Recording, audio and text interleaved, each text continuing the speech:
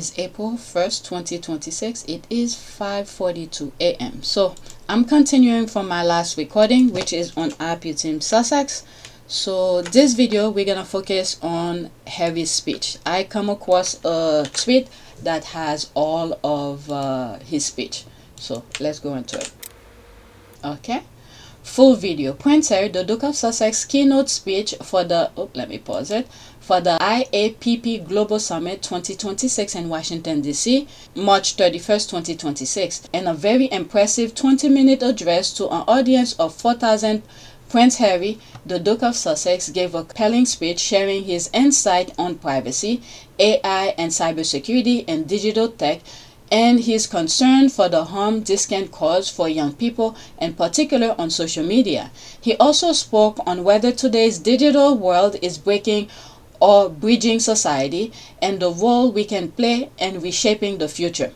Now, I'm sure the Devenger is going to come out and saying, he doesn't have the knowledge and all that, trying to put him down. Keep in mind, Harry have consulted with a lot of educators who are into these things. He doesn't come on the stage blindly. He has been working, doing his homework, working with people who have knowledge of these things. Okay? And his own perspective of things as well. Okay, so let's listen. I might interrupt in between and there'll be screenshot. Good morning, everyone. There it is. Thank you very much to IAPP for inviting me and for the work that so many of you are doing on the front lines of digital privacy. At a time when there is so much devastation and suffering happening in the world, it might seem strange to be speaking about privacy, but I see it differently. I see privacy as a foundational issue, one that underpins trust, safety, and the stability of our societies. And getting this right will have global consequences. Now, my connection to privacy and the lack of it begins in a different place than most, from birth. And you may know that I've spent the last 7 years in litigation against 3 media organizations in the UK over their systemic and unlawful invasions of privacy, as well as the cover-up of it, dating back to the early 2000s. The worst examples of an industry that too often behaves as though it owns people's privacy and feels it gets to decide what constitutes the public interest. And unfortunately, I've come to learn that this exploitation has become normalized. That's right. The breaches of privacy have morphed into commercial tactics across industries, notably the tech industry, with innovations like social media platforms and advances in artificial intelligence. As you can perhaps tell, I have nothing to gain from taking on powerful institutions. In many ways, it comes at a personal and reputational cost for me, my wife, and our children. But is it worth it? Absolutely. Because this is about more than one individual. It is about the systems that shape and influence all of our lives. Across my work in business and philanthropy, I've seen how the current model of technology isn't just failing to support progress. It's actively setting it back for communities around the world.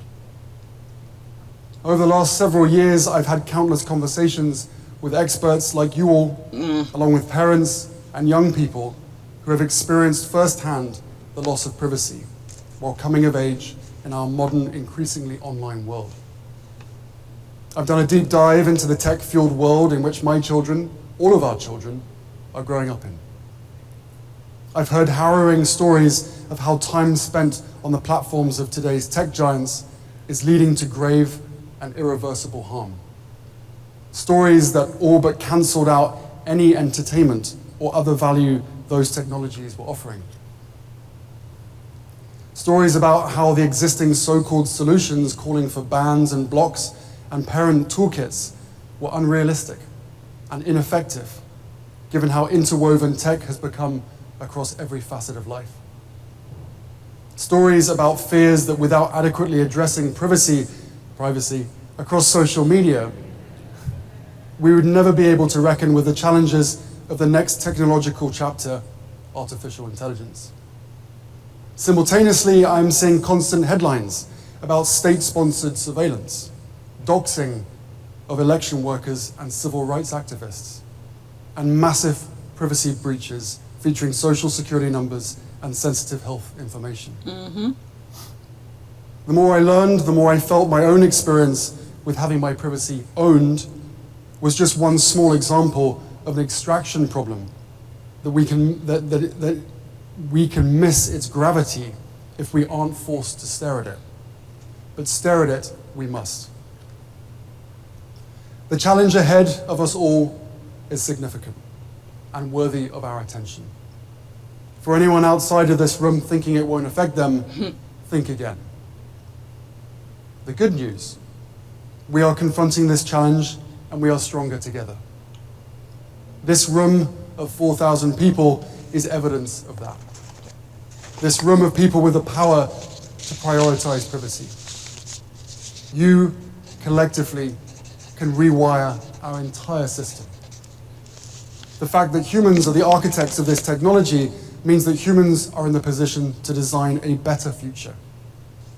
And a world where the right to privacy is not just an ideal, but the norm. Let's take a step back to focus on how we got here. The uncomfortable reality is that many of the privacy-related harms we're now grappling with today are not the result of failure, but the result of success. Systems optimized for extraction are doing exactly what they were designed to do. And this is no longer a debate, no longer opinion, it is fact. So what has failed isn't the technology, but the alignment between power, incentives, and responsibility. Because power, especially at this scale, demands responsibility. And where responsibility is absent, harm becomes predictable and inevitable. Which means the challenge in front of us is not simply better compliance, but better alignment between business models and human outcomes. And to get to that alignment, we have to peel back another layer, because business models don't just appear, just like technology doesn't just come to be. These systems didn't emerge on their own. They were designed. And the outcomes we're seeing, good and bad, are a direct result of the choices built into them. That's not what we're told most of the time. We're told, by those that are incentivized to tell us so, that technology needs room to breathe.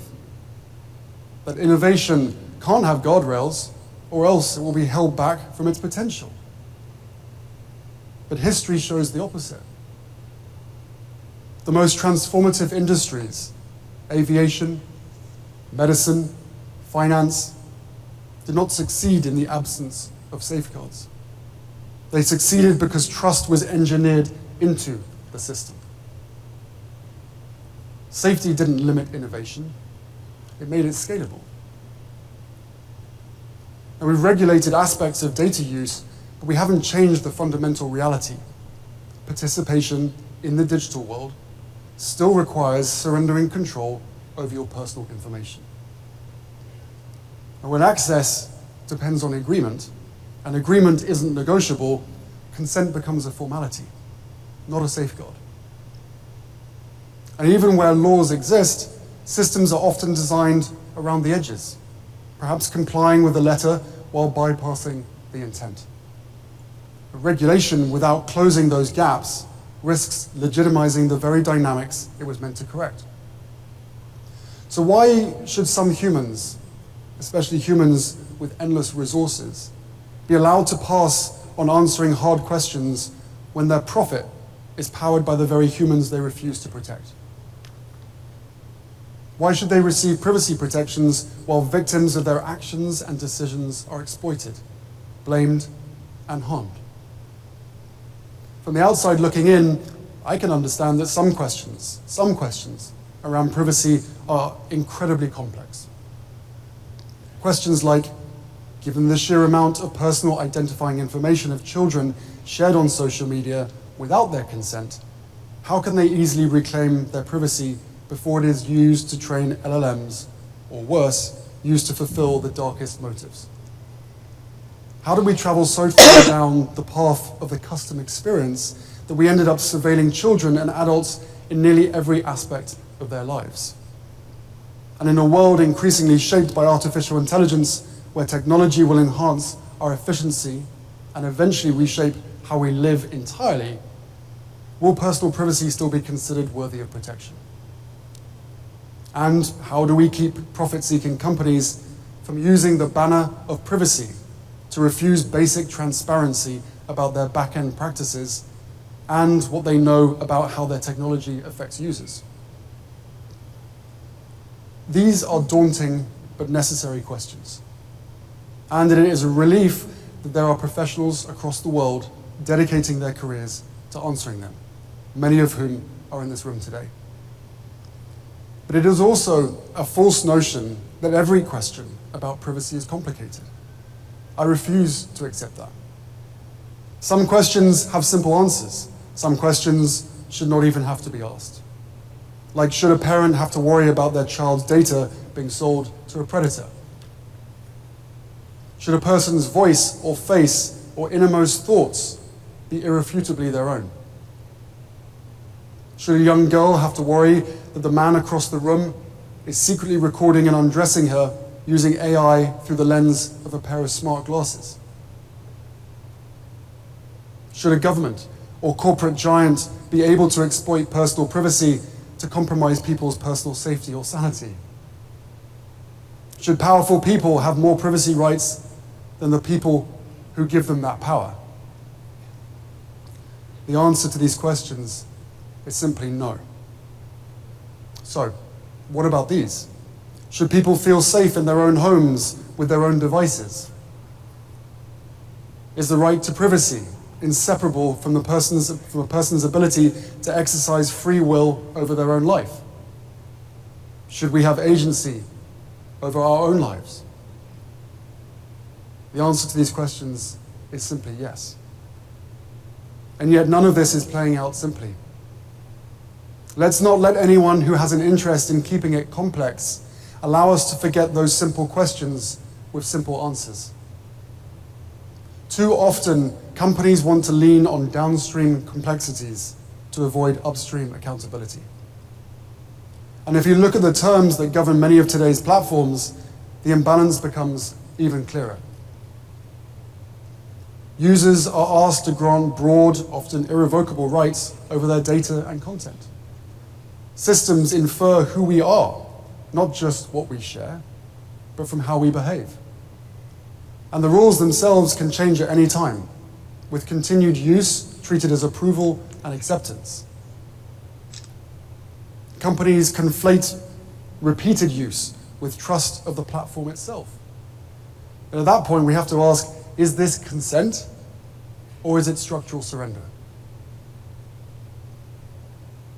Yesterday, we heard from one of the major companies on this stage say that in the age of AI, we will need to go toward privacy by experimentation or privacy by innovation. Slick slogans with a sinister undertone, sort of like being in the good place. What about privacy by design? Safety by design has been the call to action of the parents and young people we work with. You would think it would be exactly what we all want to get to. But what's getting in the way? The loss of extra zeros at the end of the quarter? Just last week, 2 historic and precedent-setting accountability lawsuits were decided and won against major tech companies, Meta and YouTube. And about bloody time. A jury confirmed what parents have felt and experts have said all along. The systems driving our social media platforms have been built to exploit, not protect. And the people at the heart of it have always known it. Finally, some truth and accountability has arrived. My wife and I had the opportunity to spend time with many of the parents in the Los Angeles case as it proceeded in the courtroom each day. Families that we've come to know over the years while learning more about how technology has stolen their kids' lives. Every one of those families, and more like them, has experienced irreparable harm because of the way technology intersected with their child's life. The way technology followed their children's behavior so closely that platforms algorithmically targeted them with the very dangers they were most susceptible to, leading to eating disorders, drug overdoses, bullying, dangerous viral challenges, and in many cases, suicide. Some parents have had to wait more than 5 years to gain access to their child's phone and apps because of the platform's own privacy rules. Parents left searching for answers, blaming themselves until they eventually discovered the harmful content that social media apps were pushing to their sons and daughters at a time when they were most vulnerable, leading to their death. We're told it's a lack of discipline, that it's a parenting failure or a mental health problem, that users should simply opt out. But that framing again intentionally shifts responsibility away from the systems designed to capture and hold our attention in the first place. Their stories are impossible to ignore, and they will almost certainly appear in history books one day. But more questions hang over these stories. Will they actually inspire change? Will companies and governments that are currently pushing to build technology that extracts the maximum possible value from our lives decide on their own that enough is enough? Or will meaningful change only happen if we choose to demand it? An actual choice that rightfully rests with us. This room knows the answer. We cannot wait for behavior to magically change when incentives are structured around avoiding accountability and maximizing profit. And the system itself is designed to keep people addicted. When powerful people continually show their desire to turn our real world into a social media world, a world where anonymity is used to harm, a world without laws or protection, without consequence, without decency. A world without truth and reality becomes a world of chaos and division. And we have to rewrite the script. We have to be strategic. Put rules in place. Trojan horse in protection if necessary. We have to build systems of governance that actually protect people. And we have to build a culture that demands real, meaningful privacy. Because the truth is that it should not take horrific stories about children taking their own lives for us to care about how our information is used. All of us have experienced some version of the same dynamic. We open an app intending to spend 5 minutes. 40 minutes later, we're still there, watching content we didn't ask for, wondering why we couldn't just close the screen. And we blame ourselves. We say we lack discipline. But the reality is that we've built systems that begin with engagement and then scale through increasingly precise behavioral prediction and monetization. There is an entire industry worth hundreds of billions of dollars dedicated to keeping us exactly where we are, studying us, predicting us, nudging us towards behaviors that serve someone else's outcome. And increasingly, these systems influence not just what we see, but how we think, feel, and engage with the world, with little transparency into how deliberately those outcomes are engineered and in whose interests they operate. This is not freedom. This is not normal, and this is not okay. Trust is part of what allowed the digital space to scale in the first place. But that trust has been broken. Not suddenly, but steadily, as people realize these systems don't operate the way that they were promised. And still, we continue, because opting out is no longer realistic. The system no longer relies on trust to function, yet we rely on it for connection. That should concern all of us. So the question isn't whether trust is broken, it's whether we're willing to rebuild it for everyone's sake, and what that will take. There is also something important about this moment. We're not just living through another phase of technological change. We are standing at the beginning of the next world-shaping shift. Artificial intelligence will transform nearly every part of our lives. And that transformation gives us something rare, a chance to do things differently. For the last 20 years, we've built digital systems first and governed them later. AI gives us a rare opportunity to reverse that sequence, to embed accountability, privacy, and safety into the architecture from the start, not retrofit it after harm has already occurred. We will not get many chances to correct course. Having this conference here in Washington, D.C. is fitting. As a Brit living in the United States, I've been struck by the global reach of American tech. The standards set here increasingly define the digital environment everywhere, even in countries trying to protect their own citizens and their own democracies. And when that influence scales faster than safeguards, the impact is felt far beyond US borders. We can choose data sovereignty instead of data surveillance. We can choose innovation that benefits everyone, not just a handful of companies creating consolidated wealth. We can invest in human-centered technology led by human-centered leadership. More EQ, more leadership, moral leadership that our world so desperately needs, and an industry that we can actually be proud of. These choices and changes require breaking out of groupthink and rejecting a story that we have been told over and over again. We've somewhat regulated data collection, but we have not yet governed the systems that act on that data. It requires anticipating the arguments we're about to hear about advances in technology and AI and any other new product rolling out on the market, and being ready to respond, reject, and demand a different reality.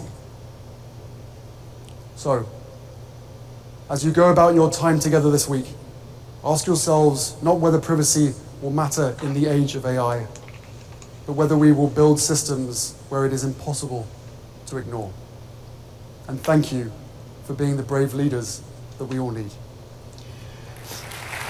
Oh my God, I just saw my mic was somewhat low. I hope whatever video I recorded before I started this video works. I need to wake up my kids. It's 6:05. Let me pause and I'll come back to finish this video. Alright, so you might hear some noise in the background. So I listened to my previous recording, so it worked. When Harry was doing his speech, I wanted to stop and I was like, you know what, let me let it play completely.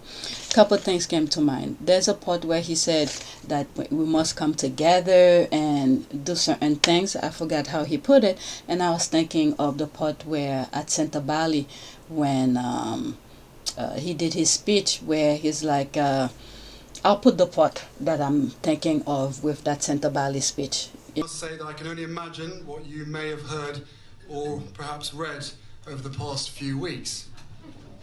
So I want you to hear the truth from me, as much as I can share, not as a prince or a duke, but as Harry, the same person that many of you have watched grow up over the last 35 years, but now with a clearer perspective.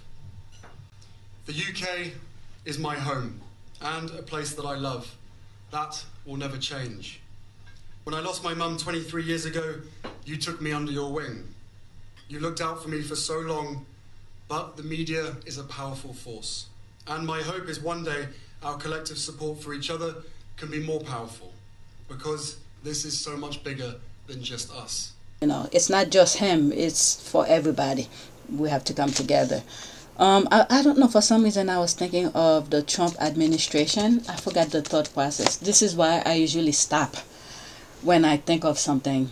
When I'm listening to the videos, I put some notes here, but I forgot the thought process behind it. But anyway, so that's the whole speech. Let's see some of the comments here. Whatever is here. Prince Harry's articulacy is growing, and his extensive research into digital technology is impressive. Yeah, from I believe the very first year, where I think even during COVID, where he traveled with Meghan, went to one of those universities, and I think that was the beginning of his research. His personal experiences with innovations of privacy allow him to speak with conviction and makes him an ideal choice as keynote speaker. Brilliant. Clack his my wife references. All right, thank you. I enjoyed that. Sounds like Harry might be coming down with something, but he is very good speaker. He is so much more confident today than he was when he was working royal. Okay, thanks to Meghan, I'm sure. I think someone wrote that for him. I mean, I think Harry is pretty much capable. He probably wrote it and have someone check it for him. Guess who might check it for him? Maybe add or remove some stuff. Usually even good writers, okay, people who write books, they have someone to check their writing for them. Okay, because in your head, when you write something in your head, it will sound pretty good, but when someone else read it, they might see some issues, might point it out. Alright, I mean, give him credit. My goodness, I think someone wrote it for him. His insight on privacy are clearly questionable. He does his research. Harry is very knowledgeable. This is the big mistake that the UK made, because they underestimate him. They didn't think he knows much. Even way before he met Meghan, when he was talking at the Obama Foundation, okay, there were things that he was saying, which pretty much he continues saying the same thing, but in a different way. Alright, thanks to Meghan. Okay, where's that? Just as his friend, family, and anyone who knows him. They underestimate. Go away, troll. Yeah. Alright, to say I am proud of Harry is quite the understatement. He always prepared, thoughtful, and compassionate. Knowing he's on the front line fighting for our children and grandchildren brings a level of comfort. Well done, Harry. We have to do our part as well. We cannot just leave him to do all those hard work. He see the issues that's happening and he's doing something about it. And there's people who just turn a blind eye thinking someone will take care of this issue, when it's our together, global, together will make things be better. This man is simply exquisite. No better voice to talk about the importance of privacy than this man. Absolutely rock star. Then he said he's been fighting the papers for like since 2000 or something.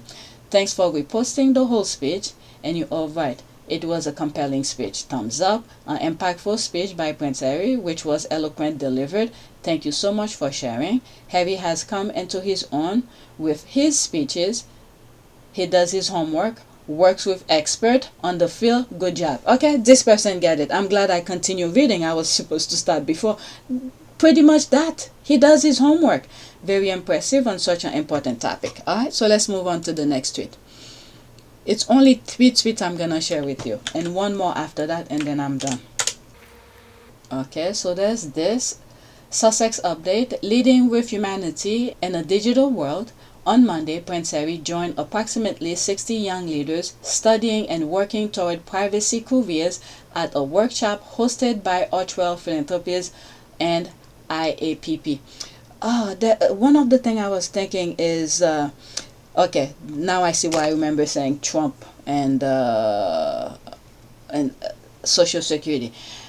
The Trump administration have done some stuff to people's personal information. When Harry says something about Social Security and things like that, there's a lot of breach of privacy with the Trump administration. What they have done to people's personal information, it's out of control.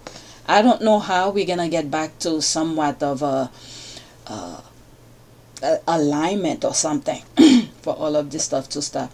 Okay, I saw this. This is extra. Okay, Duchess Meghan tip for your Easter table. 26 seconds. It's probably on IG. This is extra. Arrives, you have a couple options. You can make one big arrangement, or you're really thinking about entertaining. I love this. Multiple values. They don't have to be matching. switching, they don't be the same, and I like them low the entire table state. So you can see everybody as you're talking to them during dinner and still have that beautiful ring all the way across. And get rid of these little green pieces at the bottom. Those complicated, trust me. Do it. So this was extra. I decided to leave it here. Alright, this is my last one that I had on my list. Okay. What has failed isn't the technology, it's the alignment between power, incentives, and responsibility. Because power, especially at this scale, demands responsibility, and where responsibility is absent, harm becomes predictable and inevitable. Prince Harry, IAPP Summit 2025. Yeah, very smart. Speaks Harry, speak. I can't believe that they ever thought Harry was them. All you have to do is listen to him to understand this guy is bright. Wise words, that's an ad, and that's this. Oh, look at the dog. Alright, so that is the squad. All this is extra. Talk about minding your business. Our favorite working warriors. Exactly. Okay, this is extra. After this, that's it. Alright, Harry will relinquish his title of prince if he truly wanted. Oh, what the hell? Even if, just like they did to Prince Andrew, he will still remain a prince no matter what. Oh, these people are crazy. Alright, so it's just the juxtapose between them two. Harry's doing his thing, Meghan is doing her thing. Okay, so that's it. Let's do a prayer. Let's just say prayer for world. Okay, I don't want to say world peace, just world. Oh, the peace popped up anyway. Let's remove the peace. Alright, the world completely. Let's pick something. Okay, let's go with this. Prayer for world peace. A prayer for world peace. I was trying to avoid the word peace. Lord Jesus, you came that the world might know the peace that you have experienced with the Father eternally. Yet you taught us that in this life there will be wars and rumors of wars. Nation will rise against nations as violence works itself out in the world. However, through you, the world may be saved. O Lord, send your Spirit into the hearts of all men, that the world might know true peace through your abundant mercy. Amen. As I'm reading this, there's a video I saw while I was listening to Harry. I was on my phone looking on Twitter what's happening to the Palestinian. This young man on table, whatever hospital, Israel killed him. Unbelievable. But anyway, this is it. Thank you for watching.